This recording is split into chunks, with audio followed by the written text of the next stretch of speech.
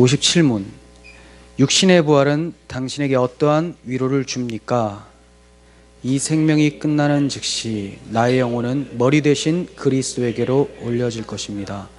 또한 나의 이 육신도 그리스도의 능력으로 일으킴을 받아 나의 영혼과 다시 결합되어 그리스도의 영광스러운 몸과 같이 될 것입니다. 아멘.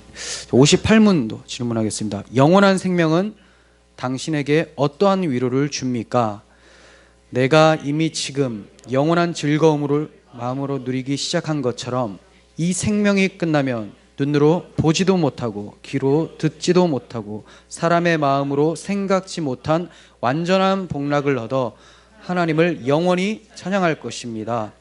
아멘. 네, 오늘은 22주일 57문, 58문을 살펴보겠습니다. 제목은 부활과 영생의 위로예요. 부활과 영생의 위로. 지난주까지 살펴본 내용은 우리가 지금 살고 있는 현세에 대해서 가르치는 내용이었죠. 현세. 우리가 현세에서 무엇을 이루면서 삽니까? 이러한 공동체, 이 공동체를 가리켜서 교회라고 하죠. 지금 현세에서 우리가 교회에 속하여 성도는 어떻게 살아가게 되는가, 이게 이제 교회론이에요. 교의학적으로, 조직신학적으로 보면 교회론인데, 오늘 살펴본 내용은 현세가 아니라 이제 뭡니까?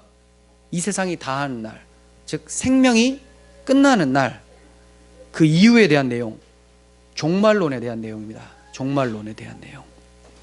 57문, 육신의 부활은 당신에게 어떠한 위로를 줍니까? 라고 합니다. 육신의 부활, 네, 이것이 어떠한 위로를 줍니까? 육체가 부활하는 일이 있습니까? 네, 육체의 부활이 있죠. 근데 이런 없다고 주장하는 사람들이 이제 영지주의자들이나 왜냐하면 영혼이 중요한 거고 육체는 원래부터 필요한 것이 아니고, 또 이런 육체는 거슬리는 것이다, 오히려 영혼을 속박하는 것이다라고 하면서 그 이원론적인 플라톤의 이원론 사상을 가지고 들어오는 사람들, 그리고 영혼이 소멸이 되어버린다, 육체 입을 필요도 없다, 죽으면 영혼이 소멸된다, 그리고 영혼이 수면 상태로 그냥 계속 이어지게 된다, 영혼 수면설, 이런 여러 가지 견해들이 있습니다. 하지만 성경은 어떻게 얘기합니까? 빌립보서 3장 21절에서 그가 만물을 자기에게 복종하게 하실 수 있는 자의 역사로 우리의 낮은 몸을 자기의 영광의 몸의 형체와 같이 변하게 하시리라. 여기는 성령 받아서 영혼이 거듭남을 얘기를 하는 게 아닌 게 확실하죠. 우리 낮은 몸을 자기 영광, 그리스도죠. 그리스도의 영광의 몸의 형체. 그러니까 그리스도께서 부활하셔서 입었던 그 몸과 같이 변하게 하신다라고 얘기를 하고 있습니다. 요한일서 3장 2절. 사랑하는 자들아, 우리가 지금은 하나님의 자녀라. 장래에 어떻게 될지는 아직 나타나지 아니하였으나 그가 나타나시면 우리가 그와 같을 줄을 아는 것은 그의 참모습 그대로 볼 것이기 때문이다. 그의 참모습이 어떻게 올라가셨습니까? 올라가실 때 부활의 몸, 영광스러운 몸을 입고 올라가셨죠. 오실 때 그 몸 그대로 본다. 네, 우리가 그와 같을 줄을 안다라고 요한이 얘기를 하고 있죠. 그러니까 바울도 얘기하고 요한도 얘기를 하고 있어요. 몸의 부활은 반드시 있다. 이뿐만 아니라 훨씬 더 부활을 증거하는 구절은 많지만, 예전에 부활을 가르치는 신앙 고백을 할 때 하이델베르크에서 배웠기 때문에 조금 지나가도록 하겠습니다. 자, 부활은 왜 반드시 있어야 됩니까? 왜 부활이 당연한 겁니까? 사람들이 죽는 것이 당연하고 죽음 이유는 없다라고 얘기하지만 이건 정신승리를 하려고 하는 거고, 사실은 부활이 너무나 당연한 거죠. 왜냐하면 첫 창조가 타락으로 무너진 것의 회복이기 때문에 그래요. 첫 창조 때 인간이 어떻게 만들어집니까? 영혼만 만들어져요. 그래서 막 둥둥 떠다닙니까? 아담은 영혼과 육체가 함께 결합되어 있는 인간이었죠. 육체도 만들어졌어요. 그러니까 새 창조 때에는 첫 창조 때 무너졌던 것이 다시 회복이 되는 거예요. 영혼의 회복은 성령으로 거듭남이죠. 그리고 몸은 죄로 인해서 죽을 몸이 되었지만 이 몸이 죽으면 죽지 않을 몸으로 입게 되는 것, 그래야지 새로운 창조가 일어나지. 첫 창조 때는 영혼과 몸을 함께, 새 창조 때는 영혼만, 이게 말이 안 된다는 거예요. 그래서 하나님의 사역의 완성은 몸의 부활까지다. 그러면 성도는 어떻게 해서 부활에 참여할 수 있게 되는가? 어떻게 해서 성도가 부활할 수 있는가? 그 이유는 예수님이 살아나셨기 때문에, 그분이 우리의 생명이자 우리의 첫 열매이시기 때문에 그렇다라고 고린도전서 15장 20절 보면, 그러나 이제 그리스도께서 죽은 자 가운데서 다시 살아나사 잠자는 자들의 첫 열매가 되셨도다. 첫 열매라는 것은 다음 열매도 나타날 것을 미리 보여준 거죠. 첫 열매. 그러니까 그리스도께서 죽은 자 가운데 살아나셨기 때문에 그 이후에 맺혀지는 우리들도 동일하게 새 몸을 입게 된다. 죽은 자 가운데 살아나게 된다 말씀하고 있습니다. 그런데 왜 이러한 부활이 위로라고 신앙고백서는 얘기를 할까요? 세상 사람들에게도 부활이 위로입니까? 부활이라는 게 있다면 위로가 됩니까? 라고 하면 위로가 된다고 할 거예요. 그들은 부활을 믿지는 않지만 다시 살 수 있다는데 당연히 좋겠죠. 왜 위로가 될까요? 세상 사람들은 다 이루지 못한 육체의 욕망이 아쉬워서 다시 살기를 원합니다. 그들에겐 자기 욕망을 위해서 다시 노동할 수 있다는 것에 위로를 느껴요. 내가 다시 내 욕망을 위해 일할 수 있다. 또 다른 삶이 주어지는구나. 그러니까 노동할 수 있다는 것에 위로를 느낀다는 거죠. 하지만 이것은 거짓된 위로죠. 우리의 욕망은 구멍 뚫린 항아리처럼 채워지지를 않습니다. 일평생 수고하고 또다시 수고하는 것이 어떻게 위로가 될 수 있겠습니까? 쉼이라는 것은 내 욕망을 위해서 계속해서 일하는 것이 그치게 되는 것을 쉼이라고 해요. 근데 내 욕망을 위해 헌신하는 것을 어떻게 쉼이라고 할 수 있겠습니까? 하지만 성도는 부활로 인해서 진정한 위로를 경험하게 돼요. 그 이유는 그토록 사랑한 주님을 영혼과 몸으로 만날 수가 있고 주님의 뜻대로 살 수 있기 때문에 그래요. 이게 중요하죠. 주님의 뜻대로 살 수 있기 때문에 이게 위로가 된다. 여러분들이 그리스도의 말씀대로 사셨을 때 이 땅에서 위로를 받고 계시죠. 그래서 말씀을 더 지키고자 하는 거 아닙니까? 말씀대로 살고자 하는 것은 이게 나에게 유익이기 때문에, 이게 나에게 위로가 되기 때문에, 내 뜻대로 사는 것이 위로가 안 된다라는 것을 아는 자들이 성도죠. 그렇기 때문에 성도들은 하나님의 말씀대로 살 수 있다라는 것이 얼마나 큰 위로로 다가오는지 몰라요. 부활 때는 그렇게 된다는 거죠. 이 땅에서 하나님께 영광 돌리는 것이 성도의 목적이었듯이 부활에서도 하나님의 영광과 그분이 즐거워하는 것, 그리고 그분을 즐거워하는 것이 성도의 위로가 되는 거예요. 이것을 하이델베르그 1문에서 이미 우리가 살펴봤었죠. 살아서나 죽어서나 당신의 유일한 위로는 무엇입니까? 라고 했는데, 살아 있을 때나 죽어 있을 때나 당신의 유일한 위로, 죽어도 위로가 있다는 거예요. 그게 뭡니까? 나는 나의 것이 아니요 나의 주인이신 그리스도의 것입니다. 그리스도의 것이 되어서 삼위 하나님의 은혜와 사랑에 참여하게 되었다라는 것 자체에 위로가 되는 거죠. 이게 살아있을 때, 지금도 우리가 위로를 느껴야 되는 것이고, 이 위로를 느낀 자가 죽어서 부활했을 때 하나님 나라에서 동일하게 이 위로를 받을 수가 있는 거예요. 지금 누릴 수 있는 것이 중요합니다. 그렇기에 부활을 소망하는 것이고 부활로 인해서 위로를 받는 거죠. 이를 57문을 통해서 자세히 이제 설명을 합니다.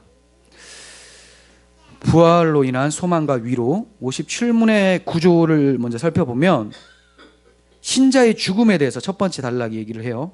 신자의 죽음. 그리고 두 번째 단락에서는 육신의 부활을 얘기를 하죠.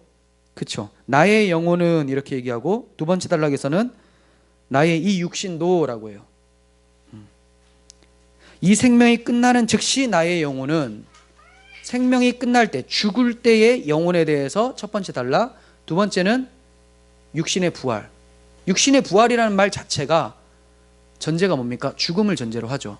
부활은 죽지 않고서는 일어날 수가 없어요. 그래서 먼저 죽음에 대해서 얘기하고 그 다음 부활을 얘기를 합니다. 그러면 먼저 죽음에 대해서 살펴봅니다. 사람들이 알 수도 없고 가장 두려워하고 염려하는 것이 죽음이죠. 죽음. 이거는 정말 원하지 않는 손님이죠. 근데 무조건 찾아와요. 이 손님은 반드시 찾아오는데 정말 싫습니다. 저마다 죽음에 대해서 여러 가지 얘기를 합니다. 나는 죽음에 대해서 통달했어 하면서 죽음은 이런 거야 이렇게 얘기하는 사람도 있어요. 죽게 되면 이러한 일들이 있을 것이다 이런 얘기하는 사람도 있어요. 사후세계는 이렇다. 자신들의 생각들을 내어놓는데 하나도 믿을 만한 것이 없습니다. 왜냐하면 죽어본 사람이 없기 때문에 그래요. 죽은 사람은 말이 없죠. 말이 없으니까. 살아있다는 것은 말을 한다는 것은 안 죽었다는 거거든요. 근데 안 죽어본 사람이 죽은 거에 대해서 계속 얘기를 해요. 죽음이 뭔지도 모르는 사람들이 죽음은 이런 거야. 마치 이 세상에서 살아있는 것을 오래 경험한 사람, 그러니까 연세가 많으면 죽음을 아는 것처럼 얘기를 해요. 근데 그거는 오래 산 것을 아는 거지 죽음을 아는 거라는 상관없어요. 죽음도 죽어서 오래돼 본 사람을 알겠죠. 근데 그 사람은 말이 없습니다. 그리고 자신들이 경험한 죽음에 대해서 서로 막 다르게 얘기를 합니다. 다시 말씀드릴게요. 그러니까 어떤 사람도 이렇게 얘기를 하죠. 죽었다 살아나는 기적들이 있지 않습니까? 죽었다 살아난 사람, 그 사람들 하나같이 뭐 합니까? 말을 해요. 죽음에 대해서. 일어나 눈 뜨자마자 내가 죽었었는데 이런 게 있더라. 큰일 난다 정말 이렇더라. 그런데 그 내용이 서로 막 달라요. 죽었더니 뭐가 있었고 또 천국에는 뭐가 있었고 천국과 지옥을 막 자유자재로 왔다 갔다 했었던 능력 있는 사람들이 많이 나타나는데 하지만 그들 중에 죽음에 대해서 별의 별 설명이 많은 사람은 안 죽어본 사람이라는 거죠. 그 사람들 가짜예요. 가짜. 성경에서 죽었다 살아난 사람이 있습니다. 나사로가 있죠. 주님이 살려주신. 또 잘 모르시는 분들이 있는데 바울이 살려오는 사람 이름 뭐죠? 유두고. 유두고죠. 유두고, 그러니까 예수님 사역을 바울이 똑같이 하는 거예요. 교회에게 성령이 임했다라는 걸 증거하기 위해서. 근데 나사로와 유두고는 살아나서 말을 많이 했습니까? 죽어봤더니 이렇더라. 죽으면 이런 게 있다. 이런 거 기록이 없어요. 무슨 얘기를 했을 수도 있겠지만 성경 그걸 기록하지 않습니다. 즉 중요하지 않아요. 중요하지 않고 죽었다가 살아난 나사로와 유두와 같은 사람은 더욱더 그리스도를 사랑하며 사는 것이 그들의 할 일이라는 거죠. 근데 거기에 뭐가 있고 되게 디테일하게 설명하는 사람들, 안 죽어본 사람들, 잠깐 기절 이런 거. 의학적으로는 죽었을 수 있습니다. 의학적으로. 근데 의학적으로 죽은 것과 하나님 편에서 인정하는 죽음하고는 달라요. 하나님께서 말씀하신 지옥 가면 못 나오는 곳이에요. 그런데 어떤 자기 무의식 가운데 뭔가 본 것. 그래서 그들이 설명하는 것들이 다 뭡니까? 이 세상에서 우리가 이해될 만한 것만 설명하죠. 어떻게 지옥과 천국이 이해될 만한 겁니까? 우리의 사고에서 이해가 안 되는 것들이거든요. 원래. 나중에 살펴보겠지만 여기 뭐라고 됩니까? 제일 밑에 58문 마지막에 보면 눈으로 보지도 못하고 귀로 듣지도 못하고 사람의 마음으로 생각하지도 못한 완전한 복락. 그러니까 죽음 이후에는 우리가 알지 못해요. 세상의 사람들은 절대 알 수 없는 것들. 근데 사람들은 다 얘기해요. 그리고 얘기하는 걸 다 이해를 합니다. 그건 뭡니까? 세상의 것들이라는 거죠. 그래서 그게 죽어본 게 아니다 라고 할 수 있습니다. 의학적으로 죽었다 할지라도 하나님께서 인정하시는 그러한 죽음은 아니었다. 그렇다면 죽음의 상태에 대해서 알 방법은 없는 걸까요? 있죠. 생명과 사망의 주관자이신 하나님의 말씀을 통해서 알게 돼요. 그것밖에 없어요. 그 길. 우리는 생명이 우리의 주관이 아니고 죽음도 우리의 주관이 아니기 때문에 우리는 그냥 당하는 거예요.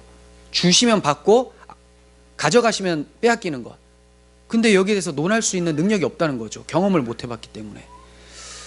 그러니까 이거의 주인이신 분이 말씀하시는 것을 들어야 돼요. 그러면 성경은 어느 정도 죽음에 대해서 가르쳐주고 있는가?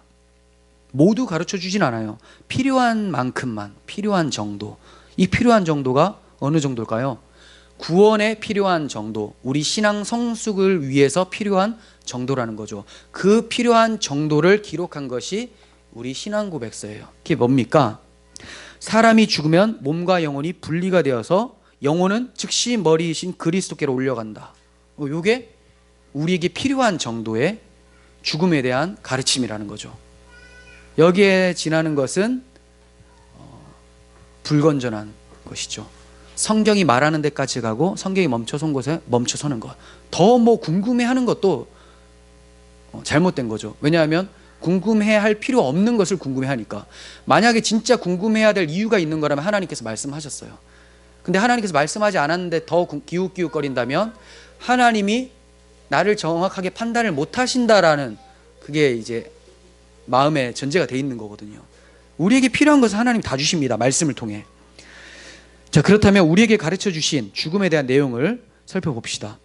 이 생명이 끝나는 즉시 나의 영혼은 머리 대신 그리스도에게로 올려질 것입니다 라고 고백하죠. 이 생명이 끝나는 즉시 영혼이 그리스도께로 올라간다. 즉시라고 해요. 즉시. 영혼은 시간과 장소의 제약을 받지를 않죠. 그래서 그리스도께로 즉시 올라갑니다. 장소도 필요 없어요. 하늘에 계신데 어떻게 올라가요? 육체는 못 올라가지만 영혼은 올라가는 거죠. 시간 이런 것도 아무 상관없어요. 영원 가운데 계신 지금 주님께 나아갈 수 있게 되죠. 십자가상에서 한 강도가 주님께 당신의 나라가 임하실 때 나를 기억하소서라고 했어요. 그랬더니 예수님께서 내가 오늘 나와 함께 낙원에 있으리라. 오늘이라고 했어요. 오늘. 그러니까 그 사람이 그날 죽거든요. 예수님과 함께. 죽는데 어디 있다고요? 예수님과 함께 낙원에 있다는 거예요. 오늘 즉시. 이것이 진실입니다. 왜냐하면 주님께서 말씀하실 때에 내가 진실로 내게 이르노니 오늘 내가 나와 함께 낙원에 있으리라 라고 하셨어요. 그럼 진실은 뭐예요? 우리의 영혼이 즉시 하나님께로 나아간다. 이게 진실이죠. 즉시라는 말은 성도에게 큰 위로가 됩니다. 기독교인으로서 순교를 당하는 상황 가운데서도 즉시라는 말을 떠올리면 이겨낼 수 있는, 믿음을 버리지 않는 힘이 된다는 거예요. 근데 우리가 즉시가 아니라 죽고 나서 한참을 있다가, 그리고 확실치도 않고 어디로 갈지도 모르는 상황에서 죽음의 칼이 딱 들여왔어요. 그럼 어떻게 됩니까? 난 주님을 모릅니다. 이게 바로 되는 거예요. 베드로가 그랬듯이 베드로에게는 그러한 믿음이 처음에는 없었거든요. 처음에는 없었거든요. 성령이 임하니까, 성령은 부활과 영생을 증거하죠. 이따 살펴보겠지만 우리가 교회론을 하고 있고 종말론으로 넘어왔죠. 근데 그게 다 어디에 붙어 있습니까? 나는 성령을 믿으며 거룩한 공교회와 성도의 교제와 죄가 용서받는 것과, 여기까지가 교회론. 앞에는 성령을 믿으며 성령론, 그 다음 교회론, 그 다음 육체의 부활과 영원한 삶을 믿습니다. 종말론 딱 이어지죠. 그게 무엇으로 발생됩니까? 성령께서 하시는 사역. 그러니까 성령이 임하면 부활과 영생에 대한 소망을 갖게 돼요. 그러니까 칼이 딱 들어와도 나는 즉시 그리스도께로 나의 영혼이 간다라는 거. 이게 성도들이 가장 바라는 거 아니에요? 그리스도께 나아간다는데, 이제 죄 없는 그곳에서, 고통 없는 곳에서 쉬는데, 육체만 고통을 당하는 게 아니잖아요. 영혼도 고통을 당하잖아요. 의로운 롯이 소돔에서 그 심령이 상했다라고 해요. 영혼, 마음이 상했어요. 육체가 아픈 것도 아프지만 마음이 아픈 건 굉장히 힘들죠. 근데 이제 그러한 고통이 없는 곳에서 그리스도와 함께 쉴 수 있다라는 것. 그러니까 순교의 현장 가운데서도 이겨낼 수 있는 믿음이 발생이 되는 것이죠. 즉시라는 것, 이것이 우리의 위로가 돼요. 성도의 영혼은 이 땅에서 그리스도의 은혜와 사랑을 경험할 때 큰 위로를 받습니다. 하지만 이 세상에 유혹과 시험이 많아서 영혼은 고통을 수반하며 위로를 경험을 해요. 온전한 위로가 잘 안 나타나요. 위로를 많이 받을 때도 있지만 공격을 많이 받아서 마음이 또 엉뚱한 대로 하늘의 보물을 바라봐야 되는데 땅의 보물을 볼 때도 많고 그렇습니다. 하지만 이 생명이 끝나면 즉시 아무 유혹과 시험이 없는 그리스도 안에서 온전한 쉼을 누리게 되죠. 이것을 바라보면서 죽음 또한 넉넉히 이길 수 있는 힘이 생기는 거예요. 자, 그런데 성도의 영혼이 어디로 간다고 합니까? 그리스도께로 올라간다고요. 그리스도께로. 그리스도께서 십자가 대속으로 우리를 사셨기 때문에, 그 성도의 영혼을 사셨기 때문에 영혼이 딱 죽으면 어디로 갈 거예요? 그리스도의 것이니까 그리스도께로 들어가는 게 맞다는 거죠. 이제 성도는 그리스도의 몸이고 그분과 연합이 됐어요. 그리스도의 십자가를 믿을 때 이 땅에서 여러분들도 그리스도의 몸이며 또 그리스도의 성전이라는 거죠. 그분과 연합이 되었습니다. 마귀가 이것을 갈라놓을 수가 없어요. 여러분들이 지옥에 아무리 가려고 해도 그리스도와 연합이 되어버렸기 때문에 갈 수가 없게 된 것이 현실이에요. 그러므로 이 땅을 살 때에도 그 영혼은 그리스도와 함께하죠. 성도의 영혼은 이 땅에서도 그리스도와 함께 연합되어서, 그리고 이 생명이 끝나도 머리이신 그리스도의 몸인 성도의 영혼은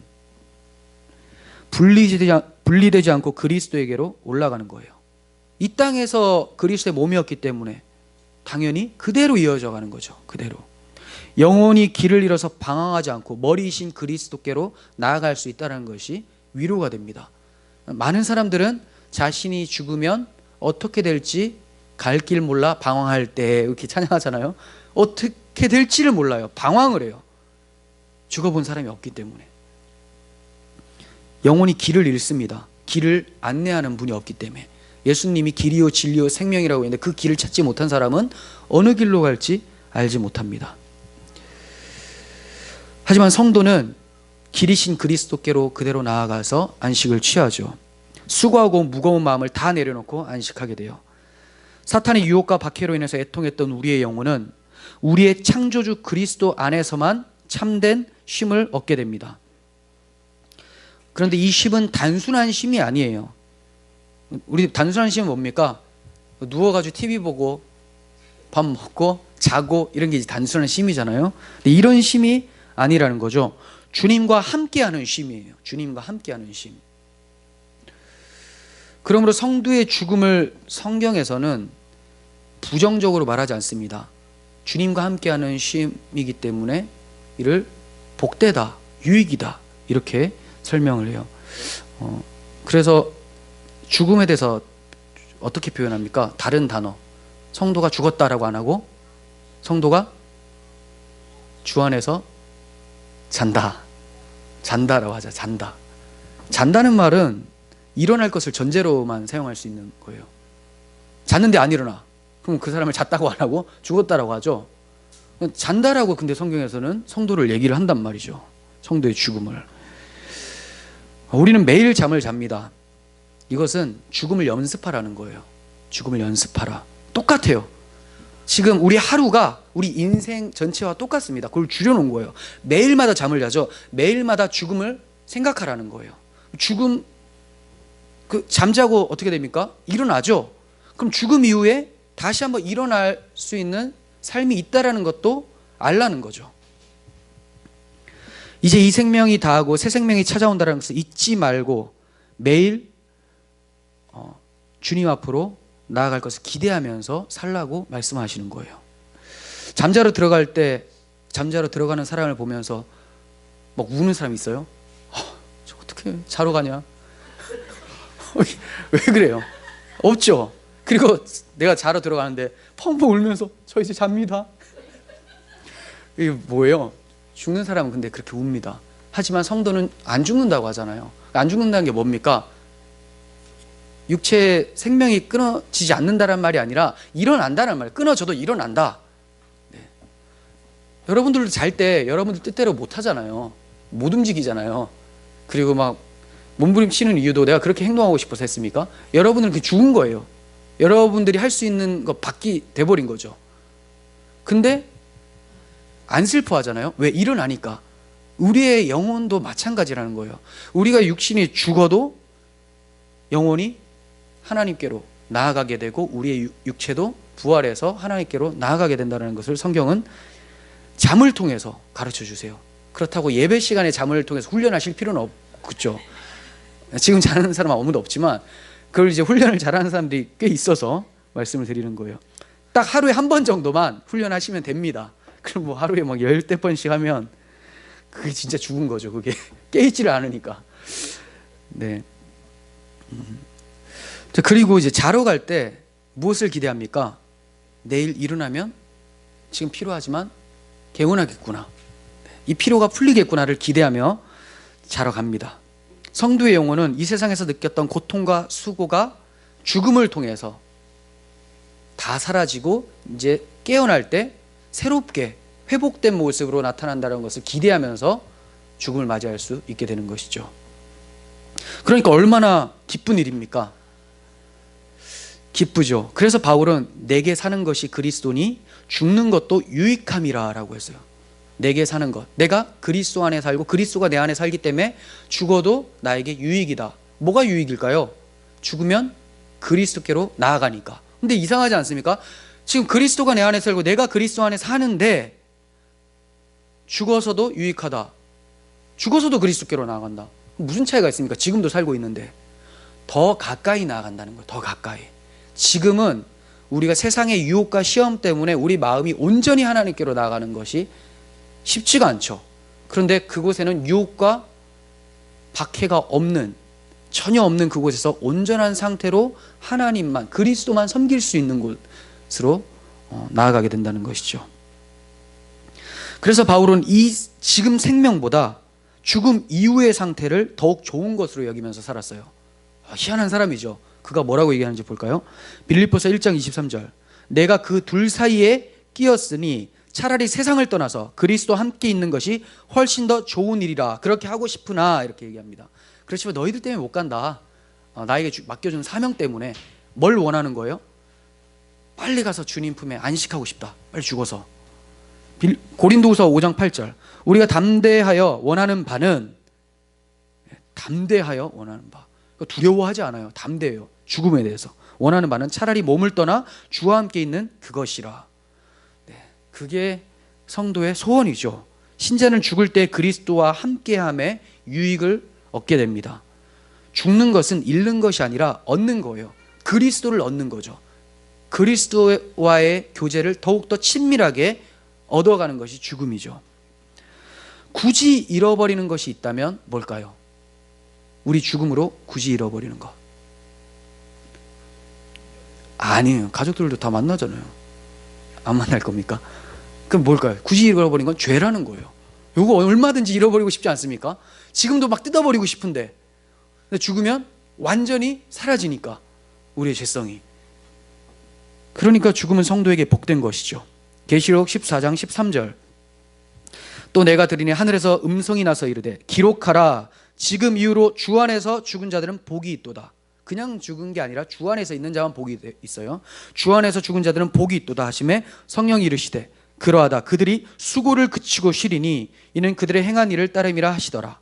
주 안에서 죽은 자들은 이제 수고를 그치고 쉰다. 그렇기 때문에 복되다라고 성경이 말합니다. 이처럼 성도에게는 죽음은 유익이고 복이라고 할 수 있지만, 불신자들에게는 고통스럽고 두렵고 피하고자 하는 다가오는 현실이라는 것이죠. 이것을 히브리서 기자가 잘 설명합니다. 죽기를 무서워 한평생 매어 종로로 타는 모든 자들을 놓아주려 하심이니, 예수님께서 오신 이유가 뭐냐? 죽기를 무서워함으로 한평생 매어 종로로 타는 자들을 놓아주려고. 이게 어떤 자들이에요? 모든 사람들이 다 죽기를 두려워해서 종살이하고 있었다라고 얘기하는 거예요. 여기 노임을 받은 사람들 누굽니까? 그리스도를 믿어 이제 죽음 이후에 새 생명을 얻은 사람들. 그 사람들은 노임을 받았지만 그렇지 않은 사람들은 아직까지 한평생 매어 종살이를 하고 있다. 어떤 종살일까요? 이들은 자신들이 종살이를 하고 있음에도 종살인지 몰라요. 애굽 왕 바로의 노예로서 살았던 그 종살이와 같은 종살이를 지금도 모든 인류들은 하고 있어요. 뭡니까? 자기 욕망을 위해서 끊임없이 노동을 해요. 근데 그 욕망은 사실 누구를 위한 거예요? 마귀를 위한 거죠. 내가 그토록 내 욕망을 마치 나를 위하는 것 같아서 막 챙겼습니다. 그래서 막 여러분들 돈도 많이 얻고 부귀영화를 누렸지만 그 욕망은 채워지지 않아요. 노동은 노동대로 다 했지만 계속 구멍이 뚫렸는지 계속 나갑니다. 결국은 누가 가장 좋아하는 그림입니까? 마귀라는 거죠. 그러니까 마귀의 영광을 위해서 끊임없이 노동하는 것, 이게 종살이라는 거죠. 여기서 해방될 수 있도록 예수께서 오셨다는 거예요. 하지만 불신자들은 이것을 모르고 또 거부하고 있기 때문에 끊임없이 그 상태로 나아가게 되는 것이죠. 삶을 그렇게 살게 되는 거예요. 결국은 그런 분들은 이제 내세에 대한 불안감을 가지고 삽니다. 앞으로 올 세상에 대한 불안감, 이게 있는지 없는지 확신하지도 못하고 그냥 이제 불안해하는 것이죠. 그렇기 때문에 무엇을 생각합니까? 지금 이 금생이라도, 지금 현세라도 열심히 나를 위해 살아보자. 하지만 말씀드렸다시피 그건 나를 위해 사는 것이 아니라 마귀를 위해 헌신하는 것인데도 잘 몰라요. 그걸 속이는 거죠. 마귀가 그런 거 기가 막히게 잘 속인다는 거죠. 자기를 사랑하세요. 교회에서 이런 걸 막 얘기해요. 자기를 사랑하세요. 당신은 사랑받을 가치가 있어요. 우리가 사랑받을 가치는 보배가 담겼을 때만 가능해요. 질그릇은 사랑받을 가치가 없어요. 근데 보배를 담았기 때문에 하나님이 존귀하게 보는 거죠. 그리스도를. 근데 교회에서도 자신을 사랑하십시오. 근데 말세 징후가 뭐라고 합니까? 제일 처음에 자기를 사랑하고 나오잖아요. 말세에 고통하는 때가 이르리니 자기를 사랑하고. 근데 이걸 교회에서 자기를 사랑하라고 가르치니까 문제가 심각하죠. 자기를 사랑하는 것이 아니라 그리스도를 사랑하는 것이 진정으로 자기를 사랑하는 거예요. 성도는 이미 그리스도 안에서 새로운 세상으로 옮겨진 자들이에요. 이제 이 세상을 위해 사는 자들이 아니라 옮겨진 그 세상을 생각하면서 이 세상에서 살아가는 자들이 성도라는 거예요. 이미 옮겨졌어요. 요한복음 5장 24절, 내가 진실로 진실로 너희에게 이르노니 내 말을 듣고 또 나 보내신 이를 믿는 자는 영생을 얻었고, 자, 영생을 얻었고, 이미 완료가 됐죠. 얻었어요. 심판에 이르지 아니하나니 사망에서 생명으로 옮겼느니라 하면서 또 완료가 나와요. 이미 옮겨졌다고 합니다. 그러니까 여러분들이 어떻게 하면 옮겨진 겁니까? 그리스도의 말을 듣고 또 나 보내신 이를 믿는 자, 하나님과 하나님의 말씀을 믿는 자는 영생을 얻어 사망에서 생명으로 옮겨졌다. 이제 사망이 그를 주장하지 못한다라고 하죠. 그래서 바울이 사망아 너희 쏘는 것이 어디 있느냐라고 막 담대하게 외칠 수가 있는 거죠. 쏘는 것, 전갈이 독침을 쏘는 것처럼 그런 쏘음을 얘기를 합니다. 그런데 사망아 네가 쏘던 그 독침들, 영향력들 다 어디 갔느냐라고 해요. 아무 영향을 못 주니까, 이미 옮겨졌기 때문에. 너희 생명은 그리스도 안에서 그리스도 안에 감춰져 있다라고 바울이 얘기합니다. 감춰져 있기 때문에 아무도 빼앗을 수도 없어요. 그래서 성도는 자연스럽게 죽음의 공포를 이겨낼 수 있게 돼버린 것이죠. 누구 때문에? 그리스도께서 우리가 가져가야 될 공포와 두려움들을 십자가에서 다 해결하심으로 우리는 자연스럽게 새 생명으로 옮겨졌기 때문에 두려움이 없어지게 된다는 거예요. 자, 그리고 두 번째 이제 단락 보시면 앞에서는 죽음에 대해서 말씀을 드렸어요. 이제는 부활에 대해서, 육신의 부활에 대해서 말씀을 드리겠습니다. 또한 나의 이 육신도 그리스도의 능력으로 일으킴을 받아 나의 영혼과 다시 결합되어 그리스도의 영광스러운 몸과 같이 될 것입니다. 자, 앞에서는 나의 영혼이라고 했고 이제는 이 육신도라고 하면서 몸에 대한 부활을 얘기를 하죠. 성도의 영혼이 그리스도와 함께함으로 쉼을 얻는다는 것은 매우 복된 거지만, 영혼이 쉼을 얻는 것은 매우 복된 것이지만 그게 궁극적인 완성은 아니에요. 완성은 뭡니까? 몸까지 함께 결합해서 쉬는 것이 궁극적인 거예요. 서두에서 말씀드린 대로 인간은 몸과 영혼으로 창조되었기 때문에 둘 다 회복되어야지만 완성이 되는 것입니다. 그렇게 그리스도께서는 영혼으로만 하나님 보좌 우편에 앉아 계신 것이 아니라 부활의 몸을 가지고 하나님 보좌 우편에 앉아 계신 거예요. 우리가 육체의 부활이 없다면 예수님은 영혼으로 이렇게 하나님께 나아갔을 거예요. 근데 예수님이 올라가시는 것을 500여의 형제들이 다 봤죠. 몸의 부활을 목격하고 승천까지 봤다는 거죠. 그리고 스데반 집사님은 순교의 현장에서 누구를 봅니까? 보좌의 우편에 서서 자기를 맞이하는 그리스도를 눈으로 바라보게 됩니다. 환상 가운데. 스데반 집사가 위로받은 것은 그리스도의 영광스러운 몸이 보좌 우편에 서 계신 것을 보면서 나 또한 지금 이 박해가 끝나면 즉시 나의 영혼은 그리스도께로, 그리고 주님 재림의 때 나의 몸은 부활해서 보좌 우편에 앉겠구나라는 것을 확신해서 위로를 얻게 되는 거죠. 그래서 그가 죽을 때까지 믿음을 저버리지 않는 담대함을 가질 수가 있었던 거예요. 예수님께서 부활하셔서 영광스러운 몸을 입고 앉아 계신 것처럼 우리도 반드시 영광스러운 주님의 몸과 같은 형체로 하나님께 나아가게 됩니다. 그리스도께서는 부활하심으로 잠자는 자들의 첫 열매가 되셨다고 성경이 증언을 했죠. 이 부분을 좀 더 자세히 살펴봅니다. 고린도전서 15장 16절부터 봅니다. 살펴보세요. 고린도전서 15장 16절.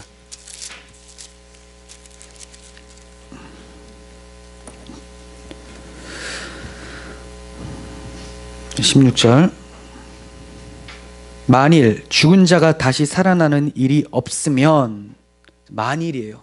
그럴 일 없지만 굳이 말한다면 그리스도도 다시 살아날 일이 없었을 터이요. 그리스도께서 다시 살아난 일이 없으면 너희의 믿음도 헛되고 너희가 여전히 죄 가운데 있을 것이요. 또한 그리스도 안에서 잠자는 자도 망하였으리니, 성도들, 구약의 백성들 다 죽었다, 망한 거다, 만약에 살아나는 일이 없으면 이 얘기하죠. 만일 그리스도 안에서 우리가 바라는 것이 다만 이 세상 삶뿐이면 모든 사람 가운데 우리가 더욱 불쌍한 자이라. 바울이 볼 때 계속 부활을 외쳤는데 만약 이 부활이 없다면 내가 제일 불쌍하다 이거예요. 난 세상에서 이렇게 얻어맞고 그리스도 때문에 고난당하고 살았는데 내 새가 없어요. 얼마나 불쌍합니까? 그러나라고 하죠. 그러나 현실은 뭡니까? 진실은 뭡니까? 이제 그리스도께서 죽은 자 가운데서 다시 살아나사 잠자는 자들의 첫 열매가 되셨도다. 사망이 한 사람으로 말미암았으니 죽은 자의 부활도 한 사람으로 말미암는도다. 아담 안에서 모든 사람이 죽은 것 같이 그리스도 안에서 모든 사람이 삶을 얻으리라. 그러나 각각 자기 차례대로 되리니 먼저는 첫 열매인 그리스도요, 다음에는 그가 강림하실 때 그리스도에게 속한 자요, 그 후에는 마지막이니 그가 모든 통치와 모든 권세와 능력을 멸하시고 나를 아버지 하나님께 바칠 때라 라고 합니다. 자, 그러니까 현실은 뭡니까?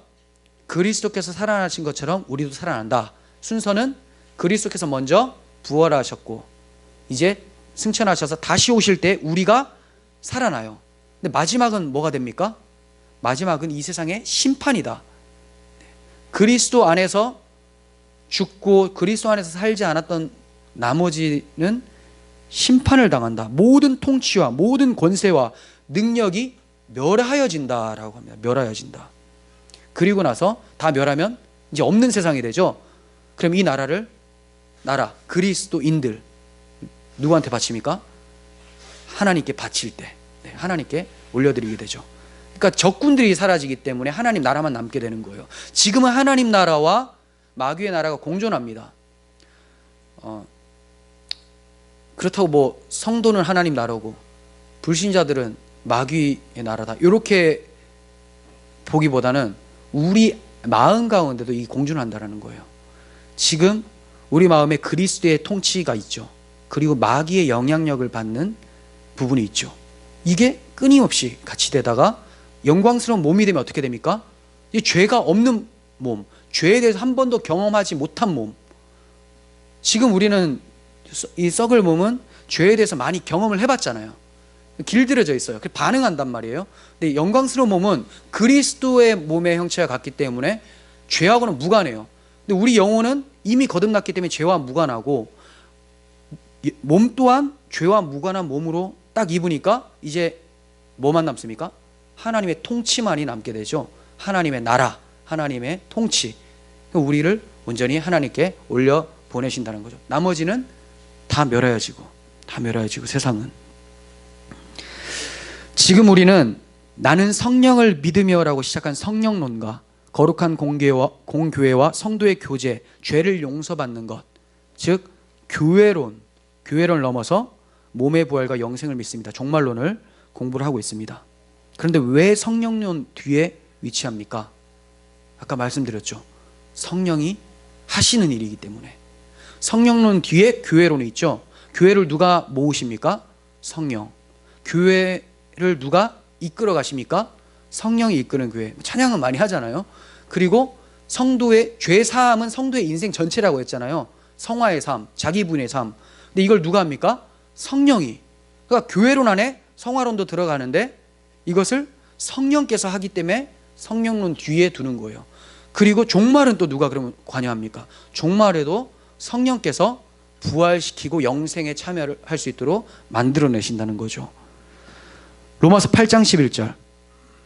예수를 죽은 자 가운데서 살리신 이의 영이, 하나님의 영, 성령이죠, 너희 안에 거하시면 그리스도 예수를 죽은 자 가운데서 살리신 이가 너희 안에 거하시는 그의 영으로 말미암아 너희 죽을 몸도 살리시리라. 그러니까 우리는 성령께서 살리실 부활의 상태를 바라보면서 위로를 얻으며 성령을 의지하며 살아야 되는 거죠. 교회를 모으시고 죄사함의 삶을 살아가게 하시는 성령께서는 성도의 몸의 부활도 반드시 이루어내십니다. 뭐 시작은 하셨는데 끝을 맺으시지 않는다라는 거 있을 수가 없어요. 이미 이 땅에서 우리의 몸을 성령의 전으로 삼으셨어요. 앞으로도 온전한 성령의 전으로 세우시기 위해서 영광스러운 몸의 부활을 이루어 내실 분이 성령님이라는 거예요. 자, 그리고 영생에 대해서 또 살펴보겠습니다. 자, 다음 58문이죠. 영생. 영원한 생명은 당신에게 어떠한 위로를 줍니까? 라고 합니다. 영생이 뭡니까? 영생. 긴 시간, 이것도 영생이죠. 영원히 사는 것. 그런데 성경에서 말하는 영생은 두 가지로 나눠져요. 긴 시간도 긴 시간인데 어떤 긴 시간이냐가 또 중요해요. 불신자들도 몸의 부활을 합니까? 안 합니까? 하죠. 몸의 부활을 해요. 이 사람들도 영원히 살아요. 근데 이들을 가리켜서 영원히 산다라고 안 해요. 죽은 자이기 때문에.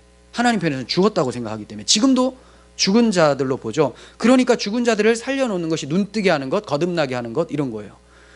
죽은 자가 영원히 몸을 가지고 죽은 상태로 가는 거죠. 근데 긴 시간, 이게 영생인데 영생이라고 안 부른다는 거예요. 그럼 뭐가 하나님께서 원하시는 영생인가? 길게 살긴 길게 사는데 살아있는 상태로 길게 산다는 거. 무슨 거듭난 상태로서 눈이 떠져서 하나님을 아버지로 알고 그리스도를 나의 주인으로 모신 상태로 영원히 사는 것. 이것이 영생이에요. 그냥 단순히 오래 사는 거예요. 불로장생, 이게 영생이 아니라 성경에 말한 영생은 주와 함께 영원히 사는 것을 말하는 거죠. 자, 이러한 영생의 관점을 가지고 58문 보면 이게 어떠한 위로를 주는지. 영생이 여러분들에게 위로가 됩니까? 주인이신 그리스도, 이분과 영원히 함께 살면서 그분을 주인 대접하며 사는 것이 나의 기쁨. 이게 영생이 주는 위로예요. 별로 대단한 위로가 아니네요 라고 하는 사람들은 이제 그 영생을 어차피 못 받습니다. 근데 못 받는데 그게 굉장히 위로가 되고 그 기쁨으로 와야 돼요. 그러니까 지금 별로 공감 안 되는 사람들은 지금부터 이제 알아가시면 돼요. 알아가시면서 그 영생이 주는 위로를 경험하시면 되는데 뭐 절망하실 필요는 없고요. 많은 분들이 우리 교회는 모르겠지만 많은 분들이 이런 영생의 위로라고 하면 굳이 그러면 영생 별로네. 거기 가면 그래도 내가 원하는 것들이 좀 많이 있어야 되지 않나. 근데 그 원하는 것들이 뭡니까? 다 세상에서 갖고자 했던 것들이거든요. 근데 지금 이 형제님 얘기한 것처럼 이분한테도 물어보면 자기가 원하는 거를 성취하는 거예요. 근데 그 원하는 것이 내 중심이 아니라 주님께서 원하는 것을 내가 원하는 게 돼버린 거죠. 그렇기 때문에 주인으로서 만족하고 기뻐하는 삶을 사는 것, 이것이 우리 원하는 것이 이루어진 게 돼서 당연히 위로가 되는 것이죠. 그런데 이거를 좀 이 신앙 고백에서는 간략하게 한 단어로 표현을 하고 있어요. 마지막 답변 보시면 결론적인 답변은 마지막 고백에 있습니다. 영생이 왜 위로인지. 제일 마지막 줄에 하나님을 영원히 찬양할 것입니다 라고 하죠. 이게 위로예요. 하나님을 영원히 찬양할 수 있어요 라고 했더니 와 너무 좋겠다. 아멘. 근데 이 소리를 듣는 동시에 끔찍하다. 찬송가 5절짜리는 목사님 할 때 제일 싫은데 그래도 3절짜리가 좋겠는데 찬양을 또 한다고? 영원히 찬양한다고? 라고 하는 것. 이게 이제 어떤 사람한테는 시험이 되고 어떤 사람한테는 기쁨이 될 수도 있겠지만 사실 찬양을 하자라고 하면 그게 잘 안 되죠. 찬양은 터져나오는 반응이에요. 반응. 찬양은 영원히 찬양한다는 것은 내가 하기 싫은데 끊임없이 한다는 게 아니라 하고 싶은 그 찬양을 영원히 계속할 수 있다. 이렇게 생각하셔야 되는 거예요. 목 아파 죽겠는데 계속 노래하라. 이거 아닙니다. 찬양이라는 것은 단지 노래를 말하는 게 아니라 노래도 포함이 돼요. 하나님이 하신 일에 대한 반응을 모두 찬양이라고 해요. 하나님이 하신 일을 보면 입이 떡 벌어지죠. 우와 대단해요. 이 찬양이에요. 그리고 하나님 영광 앞에서 터져나오는 반응, 압도적인 그 영광 앞에서 와 하나님 대단하십니다. 이 경탄, 이것이 찬양이죠. 음율이 있는 노래가 될 수가 있고 신앙 고백의 말이 될 수가 있고 순종의 삶으로도 찬양이 나타날 수가 있어요. 그러니까 성도는 노래를 굳이 안 해도 몸으로써 노래를 하는 거예요. 삶으로써. 그리고 우리가 그 사도신경 처음에 다 고백하잖아요. 이것도 다 찬양입니다. 하나님께 대한 반응이죠. 그런데 이러한 찬송의 삶이 지금 우리에게 없다면, 하나님 나라에서 이러한 찬송이 갑자기 터져나올 수는 없는 거예요. 지금 있었던 것이 더 완전해진다는 것이 성경의 가르침이에요. 아예 한 번도 느끼지 못했어요. 찬양 너무 싫어요. 하나님께서 뭐 하신 것 봐도 뭐 감흥도 별로 없고, 사실 못 본 거지만, 눈먼자 오전에 말씀드렸죠. 못 본 거지만 자기는 봤다고 생각했는데 봤는데도 모르겠는데요. 뭐 설교를 들어도 복음 하는데 잘 모르겠어요. 이거는 아직까지 찬송을 해본 적이 없죠. 그 반응으로서 사실 나온 적이 없는 거예요. 근데 이런 분들이 이제 이 생명이 끝나면 그 찬송이 그대로 이어질 수가 없는 게 찬송을 안 해봤기 때문에, 찬송하던 사람들은 온전한 찬송을 또 하게 되는 것이죠. 그러니까 찬양해야지가 중요한 게 아니라 어떻게 하면 찬양할 수 있는 마음이 생기는가, 복음에 대해서 더 깊이 연구하고 묵상하고 기도하고, 중요한 건 내 고집을 꺾는 거죠. 기도는 고집을 꺾는 거예요. 무릎을 꿇는다는 것은 항복한다는 거거든요. 근데 우리는 찬양은 하고 찬양 노래는 하고 막 그러지만 무릎 꿇는 거는 참 잘 안 하죠. 찬양 집회는 많지만 기도 집회는 잘 없는 걸 보게 돼요. 왜 그렇습니까? 찬양 그냥 내 노래 자랑을 할 수가 있어요. 그리고 음악을 들으면서 약간 감정을 고취시킬 수도 있지만, 이 기도는 일단 항복, 무릎이 아픕니다 일단. 그리고 비염 있는 사람들 코가 막힙니다 하니까. 그리고 자기 부인을 해야 돼요. 뭐 달라만 할 수 없지 않습니까? 자기 부인, 여러 가지로 자존심 상하는 일들이 막 생겨나는 것이 기도인데, 이런 것들이 이제 수반될 때 정말 찬송할 수 있는 상태가 되어진다는 것이죠. 여러분들의 삶 속에서 찬송이 터져나오지 않거나 찬송의 삶이 나타나지 않으면 먼저 무릎 꿇어보시길 바랍니다. 그리고 복음을 알아가시길 바랍니다. 자, 그래서 지금 있어야 된다. 지금 이 세상에서 그 찬송을 누리고 있어야 된다 라는 것이 신앙 고백에서 나와요. 여기 보시면 내가 이미 지금이라고 하죠. 내가 이미 지금 영원한 즐거움을 마음으로 누리기 시작한 것처럼, 이렇게 얘기해요. 전제가 딱 주어져요. 그냥 갑자기 완전한 복락을 얻어서 영원히 찬양할 것입니다라고 하지 않고 지금 누리는 것처럼은 같다는 거죠. 지금 못 누리면 그거 뭐 없다는 거예요. 그걸 얘기를 합니다. 이러한 즐거움의 찬송은 세상이 알 수도 없는 찬송이라는 것을 또 설명을 하죠. 두 번째 단락, 이 생명이 끝나면, 절대로 죽으면이라는 말 안 쓰죠. 왜? 자기 때문에 그래요. 생명이 끝나면, 이 생명이 끝나면 눈으로 보지 못하고 귀로도 듣지 못하고 사람의 마음으로도 생각지 못한 완전한 복락을 얻어라고 합니다. 그러니까 이 세상에서는 알 수도 없는 것, 우리 서로 받은 그 기쁨을 알 사람이 없도다 찬송하잖아요. 왜 알 사람이 없습니까? 그들은, 세상 사람들은 절대로 몰라요. 하늘의 천국의 복락을. 고린도전서 2장 9절을 보시면 이 신앙 고백이 그대로 인용을 했는데, 기록된 바 하나님이 자기를 사랑하는 자들을 위하여 예비하신 모든 것은 눈으로 보지 못하고 귀로 듣지 못하고 사람의 마음으로 생각지도 못하였다 함과 같으니라. 자, 이것은 이 세상 사람들이 그렇다라는 거예요. 세상 사람들은 절대로 알 수가 없어요. 세상에서 이러한 복을 찾을 수 없기 때문에 그렇습니다. 비교 자체가 안 돼요. 그러니 세속적 사고로는 하나님의 완전한 복락을 경험할 수도 알 수도 없는 거죠.